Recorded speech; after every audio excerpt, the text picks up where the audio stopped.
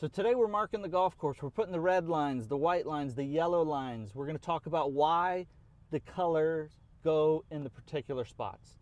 So let's go.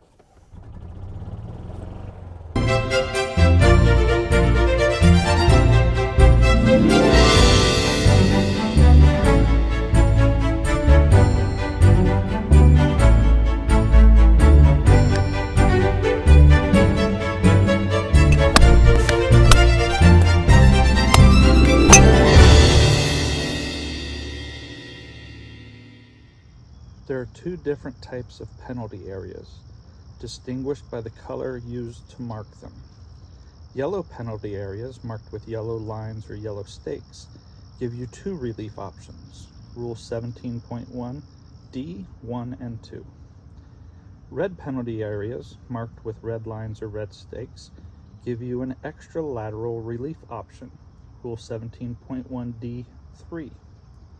In addition to the two relief options available for the yellow penalty areas. So in this situation, we have a naturalized area, and on our golf course local rules, it's posted that all naturalized areas are going to be played as a red penalty area, but a well-marked golf course can avoid a rules official having to make a ruling, and the players being able to make the ruling themselves off of a basic rule with red penalty areas. So we're going to put a line here because this tournament is extremely important to people's careers, so we want to make sure that the golf course is well marked so that they absolutely know what their options are. One of the most common questions we get is when there's a stake and a line, which one do you pay attention to? Well, if there's a line, you always go by the line. If there's not a line, you use this stake. You line it up, a direct line from this stake and the next stake, and that imaginary line between the two is your delineation of whether or not your ball is in the penalty area. But if there's both, always go by the line. The stake also can serve as a guide for the players. They hit their ball over this direction to know what they're encountering. This lets them know there's a red penalty area up here, in which case they would not be able to hit a provisional ball. If this was out of bounds, then they would be able to hit a provisional ball to save time just in case their ball was in that area when they get up here. In certain circumstances, you'll see two different colored stakes.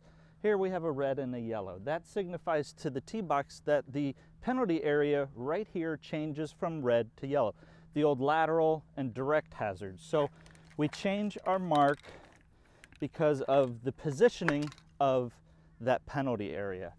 So we're going to go from red to yellow. So here we're marking a yellow penalty area. As you can see, the tee box is back there, and this penalty area comes in direct line of flight or direction that we want to go for this hole, so that's why it's yellow. Where we put the line is extremely important. In this situation, we have a yellow penalty area, and some people would go down and mark it right at the edge of the pond. But if you hit a ball in here and took your two club lengths from the point of entry or your reference point, you're going to be standing on a hill with an extremely difficult shot. You already just hit it in the water. So what we do is we mark it at the top of the slope.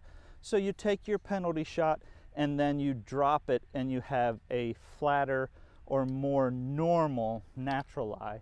That's why we paint at the top of the slopes around the penalty areas.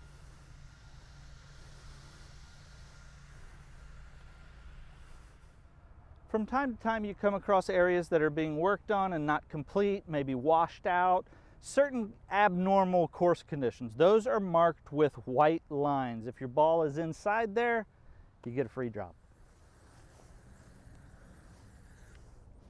And there we have it.